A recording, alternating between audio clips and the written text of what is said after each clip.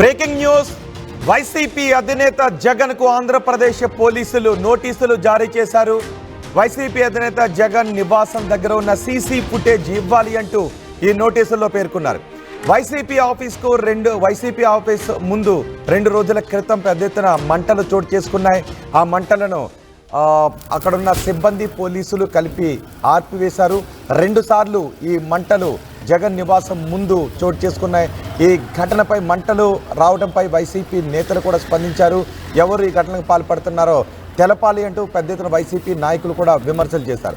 అయితే ఇప్పుడు పోలీసులు తిరిగి నోటీసులు జారీ చేశారు. వైసీపీ కార్యాలయం ముందు మంటలు చెలరేగడానికి కారణాలేంటో తెలుసుకునే పనిలో ఉన్నారు.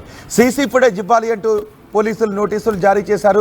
జగన్ ఇంటి దగ్గర మంటల ఘటనపై పోలీసులు ఇప్పటికే దర్యాప్తు చేస్తున్నారు. కానీ మంటలు ఎలా అంటుకున్నాయో తెలియడం లేదు.